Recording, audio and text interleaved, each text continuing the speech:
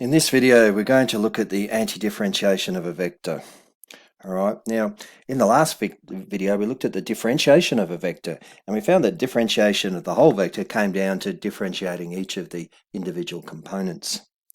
Well, by the same token, anti-differentiating then is anti-differentiating each of the components to go back to the original vector.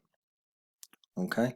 So what we're saying then is that R of t is just the antiderivative r dash of t integrated with respect to t plus a constant, which that constant will turn out to be, I should say, a constant vector.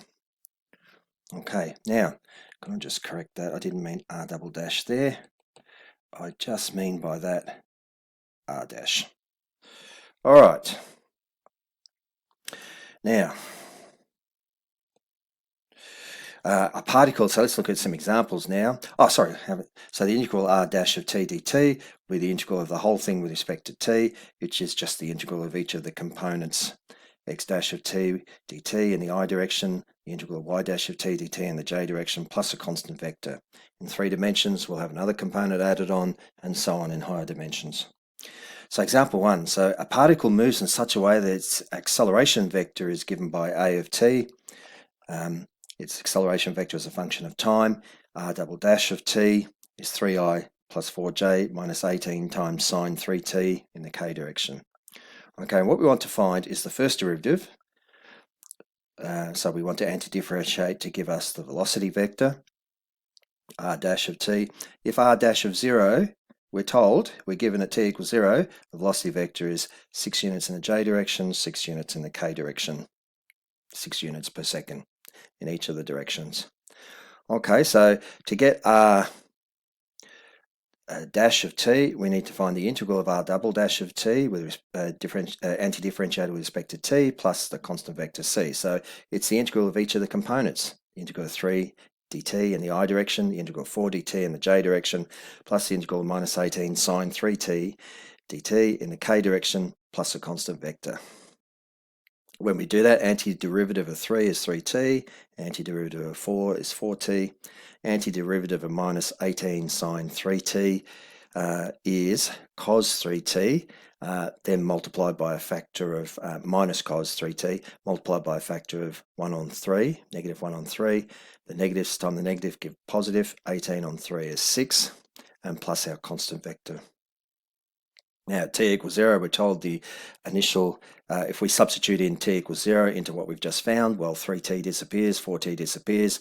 Cos of 0 is 1 times 6, that gives us 6k plus our constant vector. But we were told that initially at t equals 0, the velocity vector was 6j plus 6k. So that tells us that c must be 6j.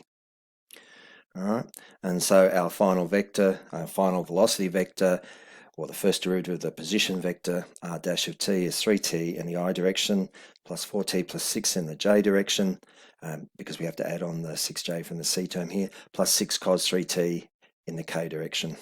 Okay, and what we want to do now is find r of t, the position vector, if initially the position vector at t equals 0 is the 0 vector. It's at the origin of our coordinate system. All right, so let's do that.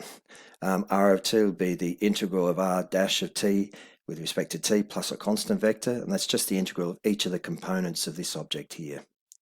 Okay, the integral of 3t dt in the I direction, 4t plus 6 in the j direction, and the integral of 6 cos 3t with respect to t in the k direction, plus our constant vector.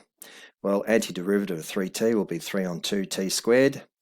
For here, it'll be 2t squared plus 6t in the j direction, and here we're going to have sine, that should have been 3t there. What have I done? My apologies, everybody. That should be sine 3t. 2 out front is correct, but that should be 3 there. Okay, plus the constant vector. Now, at t equals 0, we're going to have, well, the first component goes to 0. All of this will go to 0 because all the t's are 0. Sine of 0 is 0. And so r of 0 is equal to constant vector, which is equal to 0. So the constant vector turns out to be 0. Okay, and what we then get is therefore the position vector as a function of time is 3 on 2t squared in the I direction, plus 2t squared plus 6t in the j direction, plus 2 sine, and of course 3t